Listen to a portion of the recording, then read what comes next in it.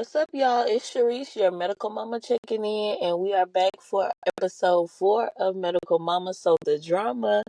I'm so glad y'all are back this week. Um, so let's just get into some things. Nothing really is happening this week for Naomi, I guess. Well, no. Okay, tomorrow she gets to go to her PT appointment for her wheelchair evaluation, her stander, and she's gonna get a shower chair.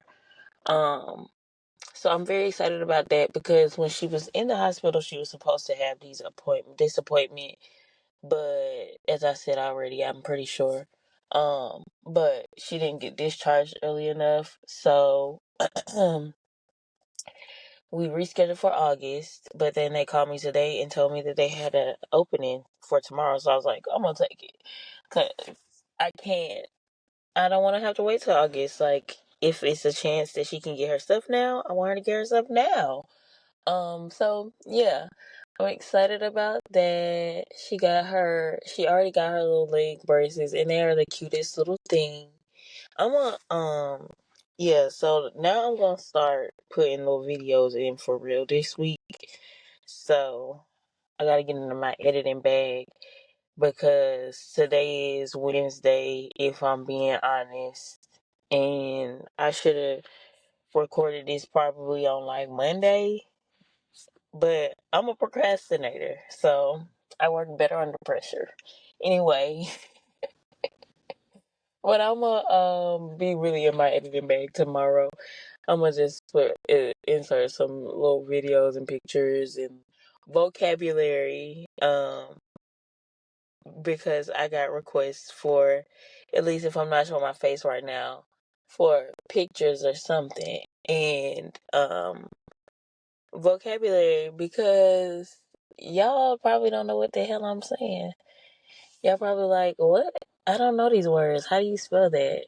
Well, I want to look that up myself. So, that's what's happening this week. I'm excited, and because we go into the appointment tomorrow, I might include some clips of her at the appointment too. I might. I mean, I guess I can. Anyway, so that's all that's going on with Naomi. What's going on with Noah and Nicholas? Nothing at all. Um, I plan on having Noah and Nicholas on the show, but I'm gonna do it when I start recording video, so y'all can see them. But they really want to be on, and I just want to talk to them and get into what they got going on and ask them how they feel about being a sibling to a sister with medical needs. I think that it phases them when she's away, but I don't think it phases them in a way of like, oh, my sister has medical issues. Like, I don't think any of that ever bothers them. Um, in the sense of like bothering them. It bothers them that when she is sick, she has to be away. That's what bothers them. But her having a heart defect, that doesn't bother them. They are not fazed by any of that at all. The very first time that they even went to go see her in the hospital, and Child Life showed them like her breathing tube and all of that stuff, like they were just like, okay. And this her sister, but they had seen her also on FaceTime too, so maybe that just prepared them. But anyway, yeah, nothing is going on their front. Nothing is going on my front. I'm just doing this podcast and trying to make it every day. So, yeah, let's get into the show. So last week, I ended talking about cardiac arrest, um, and me walking into the room and seeing my baby looking not so hot. So yeah, after that, I just I don't know. I didn't know what was next. Because I had asked God for this big faith or whatever. And like I had said, I saw the baby who ended up being my friend's baby. I saw her And I thought to myself, "Oh God, it's so such a blessing." Because remember, this is my first time like really being on the unit since Naomi has been transferred there.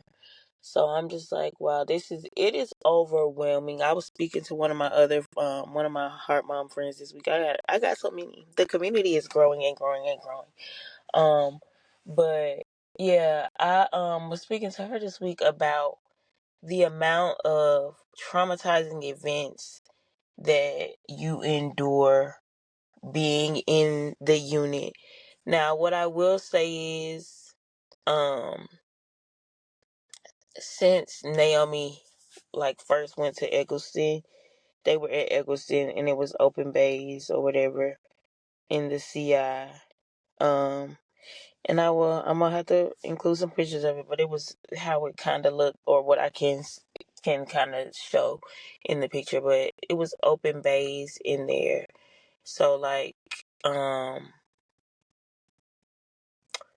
most of the time, uh, it was like no privacy. Essentially, the only privacy you had was a curtain to pull, but like it was open bay. So when things are happening with other babies around or other kids around, you can see it happening. You're watching it happening. You can hear it happening. Um, they do a very good job of trying to be discreet. So when you don't know what's going on, you don't know what's going on. But when you've been there long enough, you know what's going on. So then you start to pick up on all the things. So yeah, it's very traumatizing just dealing with and seeing all of the things that is happening around in the unit. Um, so when you walking down the hallway and you see the doors are open, or there are no doors, and you just see the baby in there. So like it was just insane to me to see so many babies attached to so many pumps. So now I know like a lot of the pumps is flushes or whatever, but still like your kid can easily be on like 15 pumps depending on how much medicine they get in, what's going on, what can go through the same line as this line, this and that, and this and that. Like so many things can be happening. How many flushes they need. It's so many things that can be happening and so much stuff that can be going into your child at one time. And so when Naomi was well and she only was attached to one pump, I'm like, "Whoo, Jesus, thank you God for this. Thank you God for my baby being well enough to not be stuck here so long." Because I was still in the mindset of, "Oh, we leaving." Um like we're gonna be here for a week leaving, that's just what my mindset was. So I just was thankful for that, for the time that I could be. And then when I turn around the next day, my child is now in cardiac arrest, and she's on several machines. She got all of these pumps, she's all of these things is going on, and I don't even know which way is up. And this is a thing that I must share about being a medically complex parent, or um like you can literally be sitting there and be preparing for discharge, and or getting ready to get moved to step down, and something crazy happens, and now you looking at 2 weeks more, and it's just like, how did I get here? So Naomi was gonna be in the hospital a long time, period. Now that I know what I know, she was gonna be in the hospital a long time, period. But I didn't know that then, so I was still kind of like, yeah, she gonna go home. She gonna go home soon. She gonna go home soon. That's all I kept saying. So once she went into cardiac arrest, I was like, okay, yeah, we looking at a little bit longer, but definitely not long as she was there. Um, so what happened?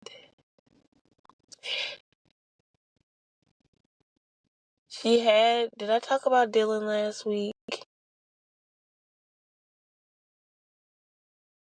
I don't remember if I talked about Dylan. So she had Dylan as her nurse during that day before she went into cardiac arrest. And but she was not doing well. Like, she wasn't doing well then.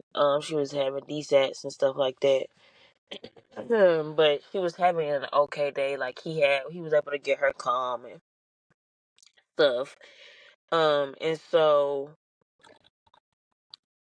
she went into cardiac arrest that night, and so I got back to the hospital. I stayed there with my mom or whatever. Um, and then I just went back and sat in the room with Naomi. I told my mom she could go back home, and I sat in the room with her until shift change. And then when shift change came, I was like, do I have to leave? And they were like, yeah, you just go sit in the waiting room or in the lobby until, you know, it's over, and then you can come right back up. And I'm like, okay. And so when I was sitting in the lobby, like in Eggleston, when the new shift comes on, the hustle and bustle, especially at 6 o'clock in the morning, is so, it, it was just, I don't know, it was something about it. Like, you could feel the spirit of the hospital and like the good intentions and the like, I don't know how to explain it, but I just love, like, I only experienced being around that early downstairs when the new shift is, like, during the shift change. I only experienced it a few times, but, like, they had this grand piano down there, and the piano would play music very loud. Now, the piano is very loud and obnoxious at 6 o'clock in the morning. But, like, the hustle and bustle of the nurses coming in, the EVS people, like, just everybody coming in and a new day is starting. Like, it's just a refreshing feeling. So I was just sitting down there. That was the first time I experienced the morning shift changeover, and all of the nurses and stuff was coming in. So I knew they was coming in. And I was sitting down there, I was praying to God, because it was another staircase the nurses could go up, so that they wouldn't have to come through downstairs or whatever. They could just go up the stairs on the side. But I was just praying to God, like, ooh, God, please let Dylan walk through here. Because I had kind of built a relationship with him the day before. And that stuff is kind of still kind of groggy to me, y'all. Like, I don't remember. I do remember building talking to him, and we, building a little relationship. So he was taking really good care of my baby. And, so I was waiting and excited to see him, uh, or, excited because I wanted the comfort of a nurse who had been with my baby. I don't know. I can't explain it. Anyway, so I was just praying to God that I had seen him when they were all coming in. And Dylan was late. Like, he was almost late. He was on time, but he was on the late side of on time. So, he was one of the last few of the nurses to walk through. And so when I saw him, I was like, it was a bad night, Dylan. It was a bad night. And he was like, okay, we'll see when we get up here. But he was late, so he was walking. He couldn't stop. He had to get up. He had to get upstairs. Um, so I get back in there, and he come in the room. I was like, I told you it was a bad night. And he was like, yeah, it was a bad night. And I was like, yeah. I can laugh about it now, but it was not funny then. Um, and that was my first experience with a nurse. Like, I don't know why I felt an attachment to Olivia. And then also, she had a nurse named Tori. I felt an attachment to Tori too. But I saw Tori, and I didn't know back then too. They most of the time they work 3 days. They might work four if they pick up, but they work 3 days, 12 hours. So once they work day three, you might not see them again. For a certain amount of days, like maybe 8 days. Sometimes they'll work 3 and 3, so they'll do 6 total, and then they'll be off for a long period of time. Anyway, so um I had saw Tori because she's the nurse who took her to the CACU. I had saw Tori that last day, but I hadn't seen her again since we had got transferred back to the CI. And then I definitely hadn't seen Olivia again. But I don't know why I had an attachment to her. I don't know what it was about her. I don't know. I don't know what it was about Olivia. I was just drawn to her spirit. But there's a reason why God put her in my path. So anyway, we'll come back to Olivia. so so um but Dylan was the first nurse that I really like attached to. Like, oh, okay, love Dylan. And then he attached himself to Naomi. He was like, "Oh, I'm gonna be her primary." He signed on as her primary nurse, and I didn't know what that was at first. I had got on my chart and I saw that it said that he was her primary, and I was like, "Oh." And then he told me that he signed on as her primary or whatever. He was like, "I like taking care of her. We built a little bond or whatever." And I was like, "Okay, that's fine." So um she was just getting sicker, y'all. Desatting real bad. Like, she just was not getting better. She was not getting better. And so, Dylan had her maybe, I think, like Christmas Eve. And they moved her to bed space 4. He moved her over there. And that was the last time she had Dylan for 6 weeks. And I know it was 6 weeks because he was on days. And then he went to nights that like next week. So he would switch days to night, days to nights. And so yeah. And I was like, why won't they let her have him? I didn't understand what was going on. And I didn't know how sick my child was. So it wasn't nothing wrong with Dylan. He was just more of a new nurse, and they wanted her to have experienced nurses around the clock. So they took him off of her for a long time. For a long time. And when he got her back, that ended terribly. I'm sorry. That ended so terribly. So she just wasn't getting well. She was in for. She ended up having to get a rigid bronch again. To look at her lungs. That's when we found out she had bronchomalacia. And it was severe, very bad. Naomi's lungs also, I didn't say this, the anatomy of her lungs is 2 left lungs. So they look like lungs, but like on the inside of the lungs where the lungs branch off into branching off into branching off. Her anatomy is 2 left lungs. And why is it like this? You guessed it, the heterotaxy. The heterotaxy, babe. Yeah.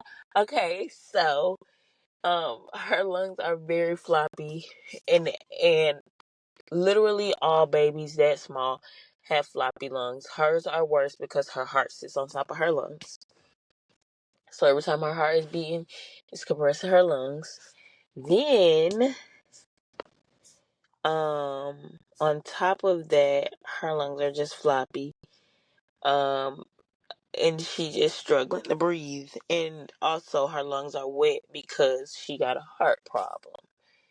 Um, so the more over circulation, the more wet her lungs get. Um, so yeah. And the more she just dealt with this like pain, the pain of neck, the pain of all of that, she had to be on all these sedation meds. So many freaking sedation meds, freaking I the list. Morphine, Versed, ketamine, Dilaudid.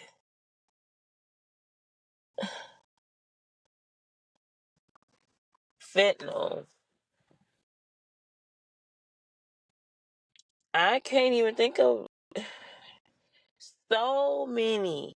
So many, all of these meds, all of these pain meds, sedation meds, all of this, clonidine, gabapentin. She ended up being on those because she was having agitation due to sedation.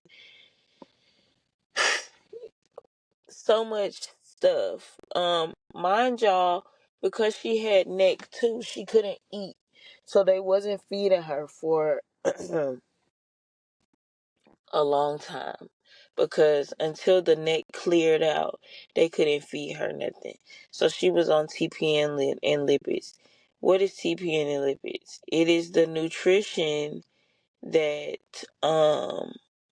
they give them when they not eating. So based on their labs, they give them a concoction of whatever they need for the day. In the TPN and the lipids is just like the fat or whatever. And sometimes sometimes they'll just be on TPN, no lipids. But she was on TPN and lipids because she wasn't getting nothing. She wasn't getting fed nothing. It wasn't like she was on TPN or getting formula and supplementing with TPN. No, she wasn't getting nothing. So, she was getting TPN and lipids for a long time. And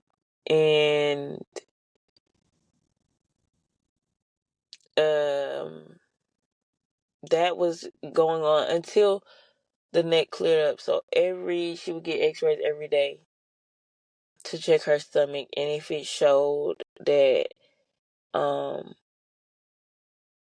it was like gaseous loops in the bowel, then it meant that the neck wasn't going away.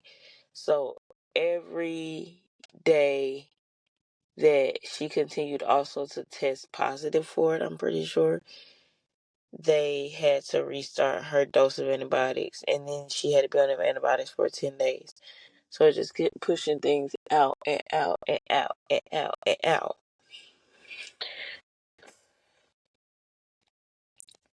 So, she just had a rough time. A rough time.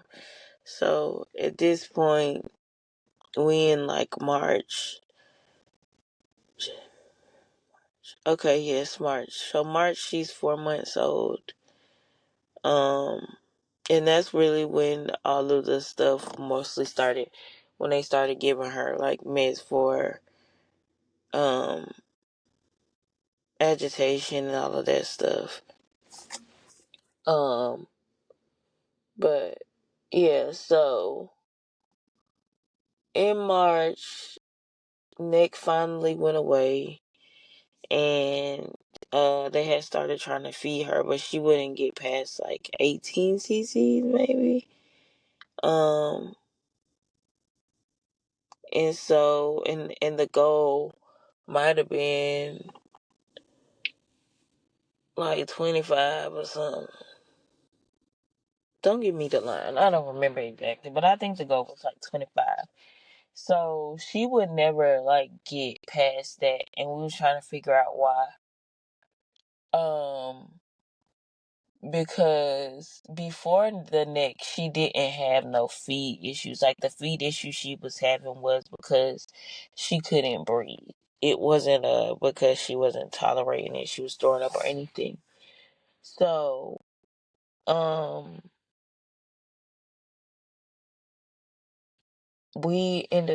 they ended up deciding to, this is the long and the short of it, to do a barium enema.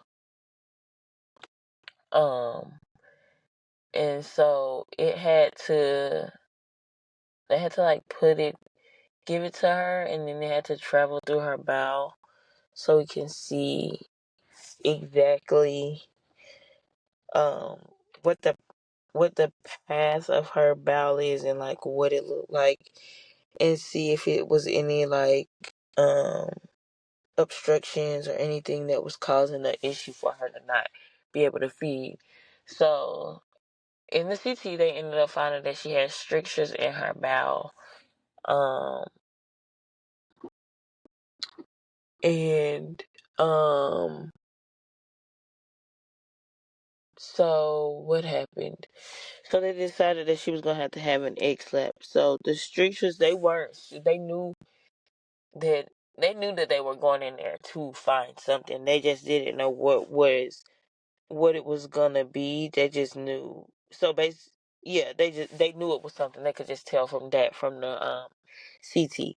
So basically, her intestines had rotated on themselves. It's called malrotation.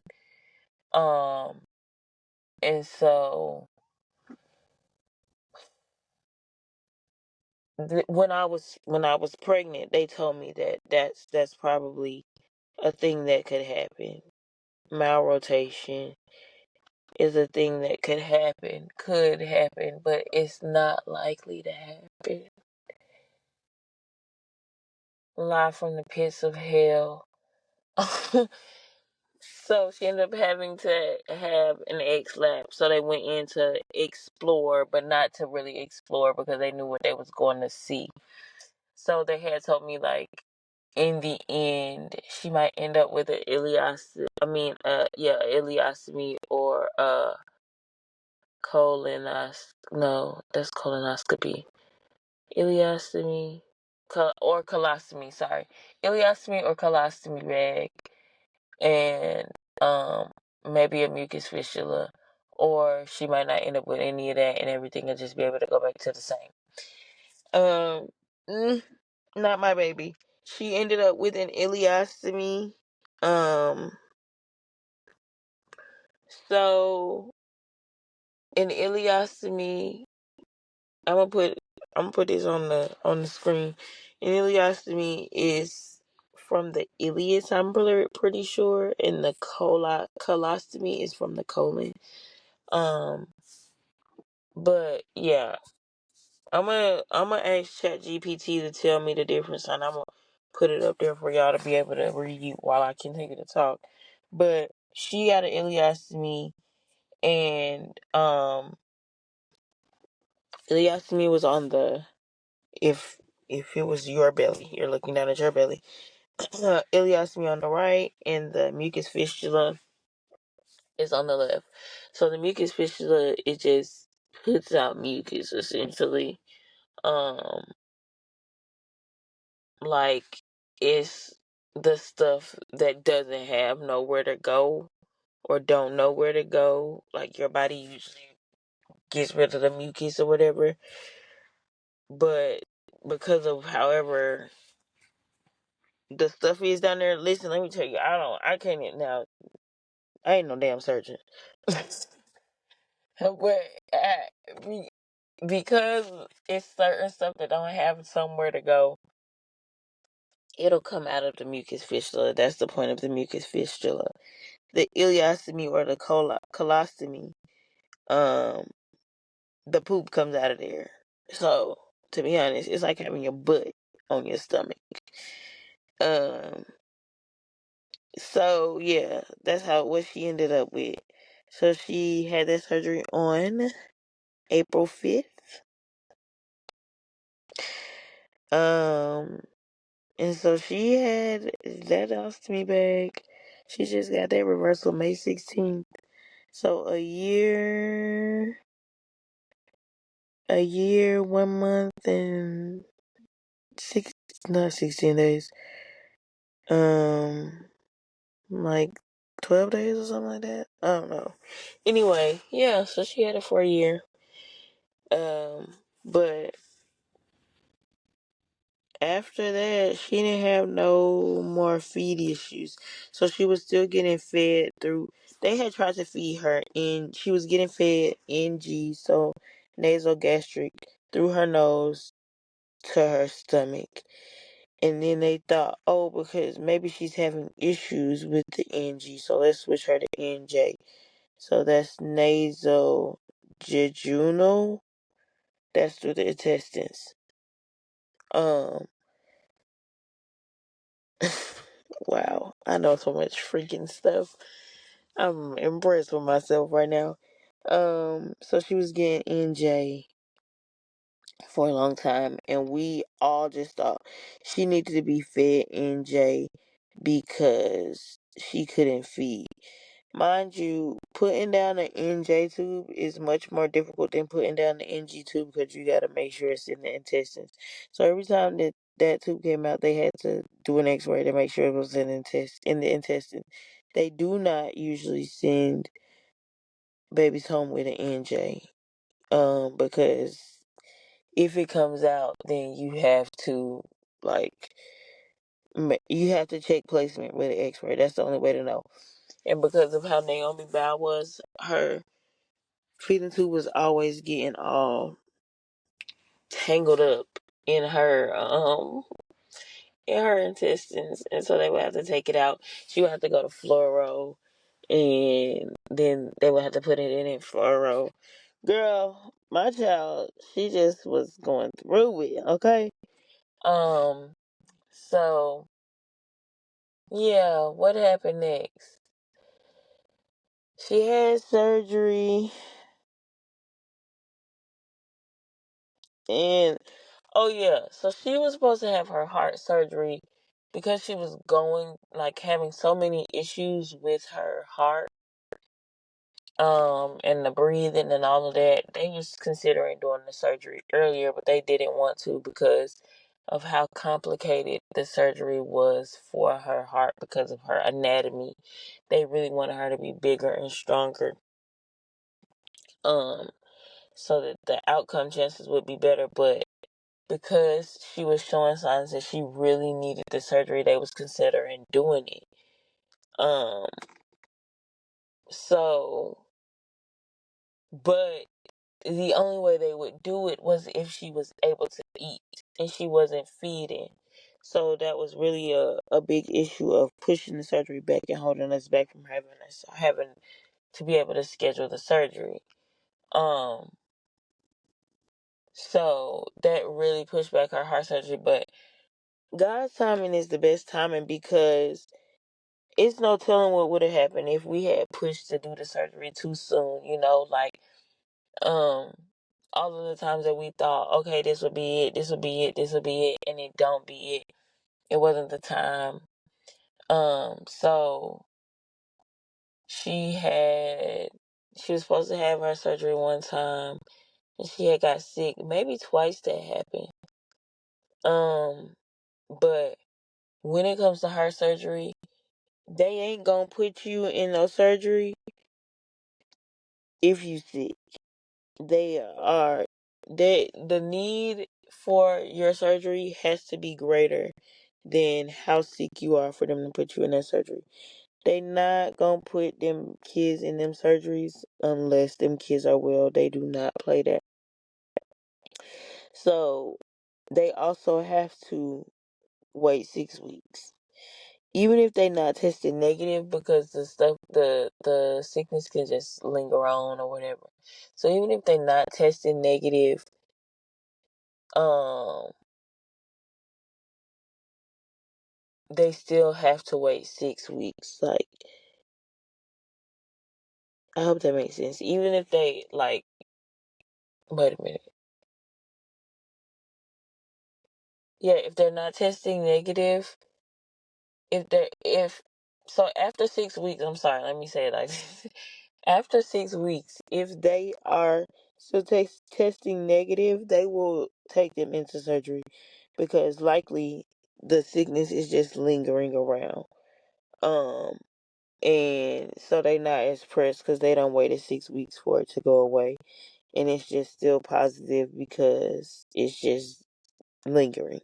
Naomi had many tests like that. Um, Rhinovirus, her favorite thing to get. So,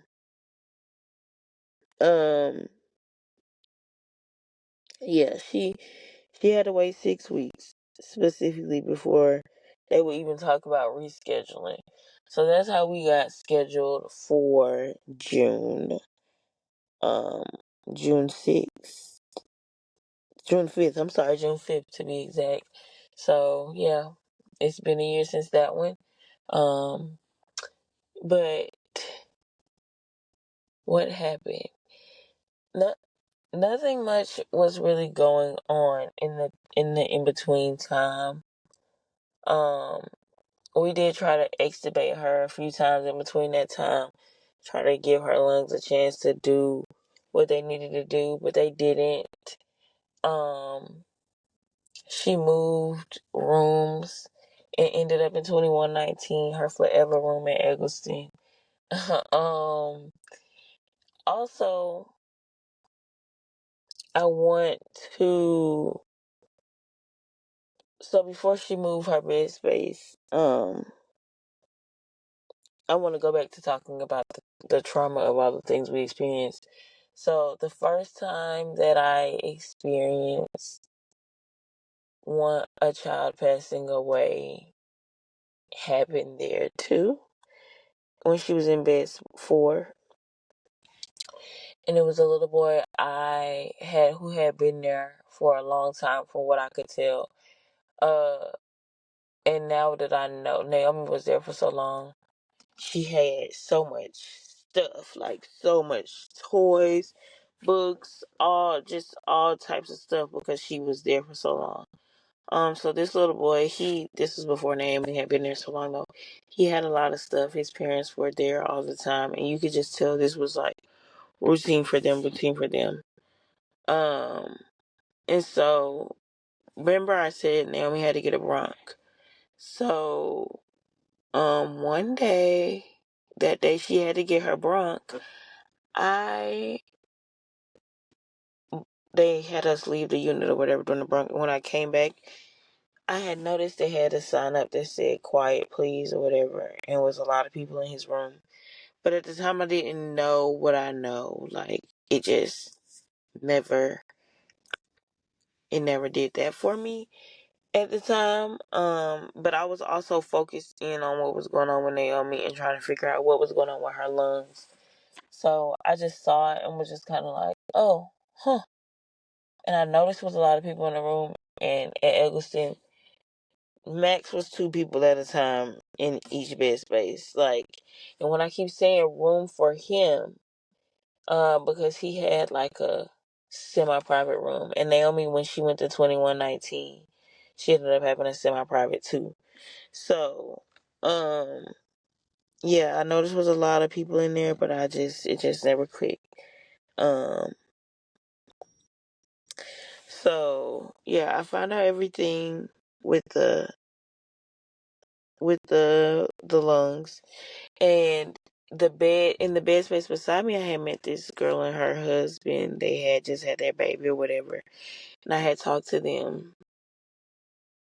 And I talked to um the parents or whatever, and I had talked to them in the hallway without the baby's parents. I talked to the grandparents. I had talked to them, but they were like a little more on the young side anyway.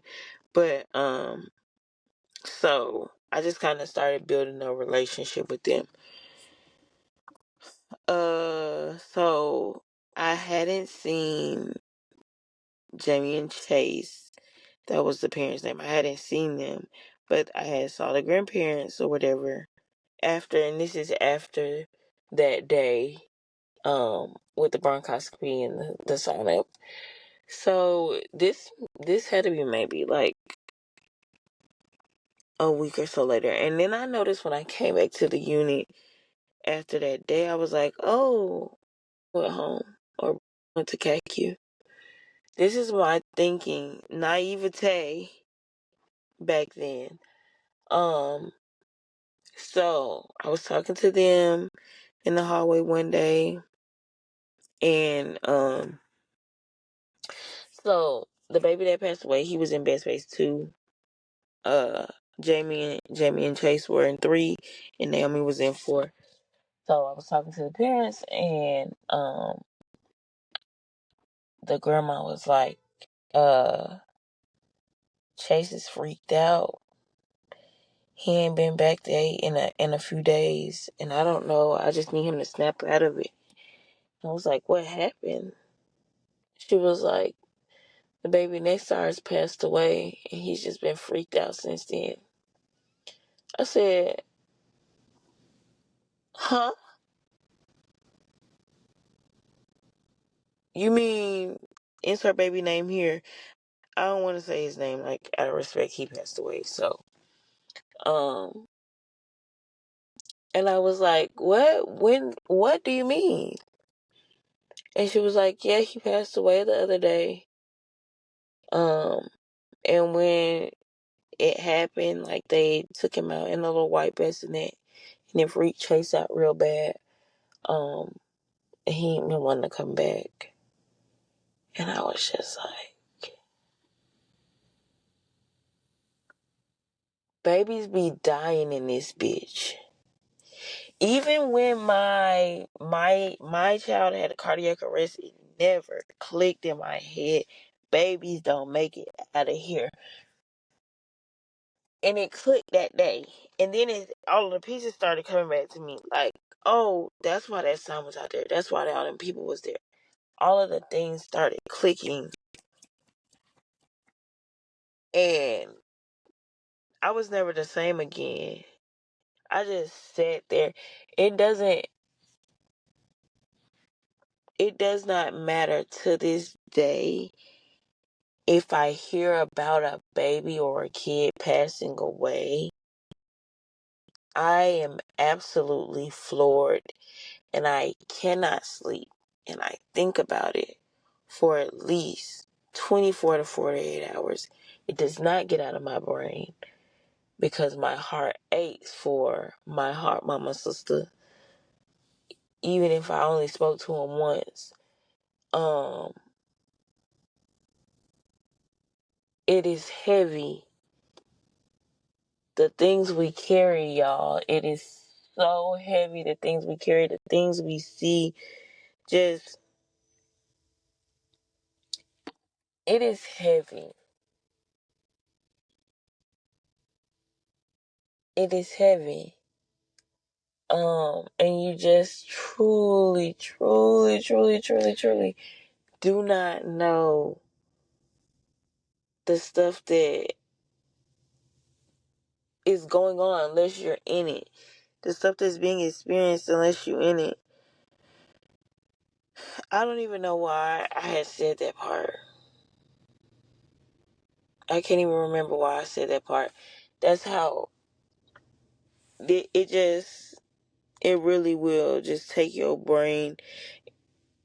I think I was saying that to say, this is when I first realized, like, oh, babies die. Like, and I know that babies die. I know that kids are sick. In the context of the hospital, I've only been to the children's hospital when my child is so severely sick I can't take care of him at home, and I'm not going to the doctor's office right now. because I can't. That's the context that I know the hospital in. Emergency room, emergency room, emergency room, emergency room. That's all I go there for. I'm not a long-term patient at the time. Long-term care taker for a patient, At the time my association with the hospital for children is just emergency room. So I have never thought outside of I ain't never thought outside myself. I'm gonna be honest. I ain't never thought outside of myself and said, what is these parents going through that's at this hospital day in and day out? Because I ain't thinking about it. I ain't had to think about it, so what I'm gonna think about that for?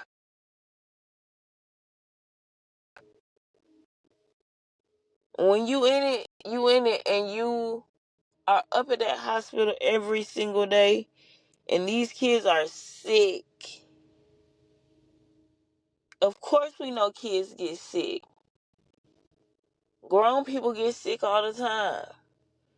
We know kids get sick, but the actual thought and the seeing and the being in the space where the sick kids are every single day, constantly seeing it, hearing that cold blue, hearing that staff assist,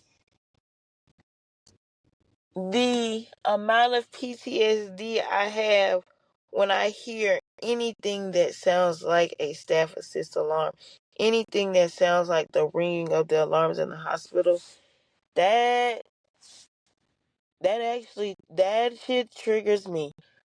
That triggers me bad. When I'm at the hospital, like, if she's inpatient, of course, like, okay, it's not triggering.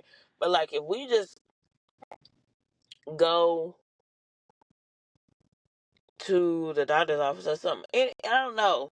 If I hear that sound, the elevators at Arthur Blank in the parking deck, when they ding, they are the same exact tone as the staff assist bells in the hospital unit. The very first time I heard that, I started panicking. I'm supposed to be getting on the elevator now. I'm supposed to be getting on the elevator and I am panicking. Inside, like, internally, like, oh my God. The first time that I heard a staff assist on the floor, when you watching Grey's Anatomy or any medical show, because the pit is real. The pit is more realistic. When you see them people running, they be running like that in real life. You can feel the floor shaking in real life. The panic is real in real life. The unit is eerily silent in real life.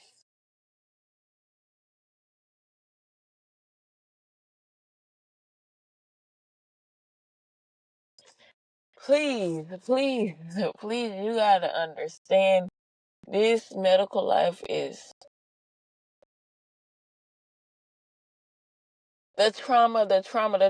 We're not gonna talk about the stuff you experience well, we are gonna talk about it, but the stuff you just experienced with your child, like, going back to Naomi, I didn't know what desaturations was.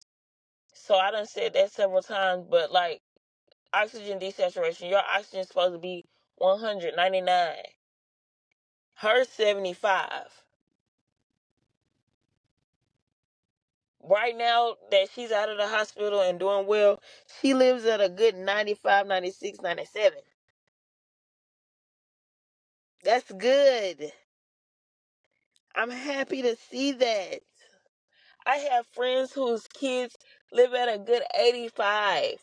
We love that. Because there was a point when 70% or higher was acceptable. Imagine your lungs breathing 70% of what they're supposed to be working, and they're supposed to be at 100. And you're a little precious baby.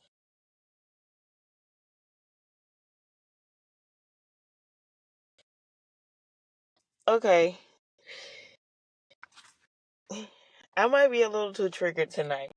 I I'm gonna have to end the episode. I don't know. That it might have sent me a little over. I'm a little triggered. I'm gonna have to end tonight. I love y'all. Thank y'all for sticking by me. Thank you for listening. Please like, subscribe, comment, share. Cause I never say that, so I'm gonna say it this week. Um, yeah, and we're gonna get back into the rest of the Naomi story next week. I gotta come on, zoom out for a minute, cause I'm very triggered. That really just sometimes this, yeah, it's just too much. It's just a lot to think about. It's a lot for me to rehash, but I want to share this. So if we go into episode 6 and we still talking about Naomi, then we just still talk about Naomi's story. Y'all here to listen to me yap anyway, but I gotta cut it. I gotta cut it. I gotta cut it today. I gotta cut it. I gotta cut it. All right. I love y'all. Again, like, comment, share, subscribe. We will talk next week. See you next time. Talk to you next time. Bye bye. Thanks for tuning in to Medical Mama Soul the Drama. I can't wait to keep venting and oversharing with you guys. Please tune in next week, and I'll see you later. Medical Mama out.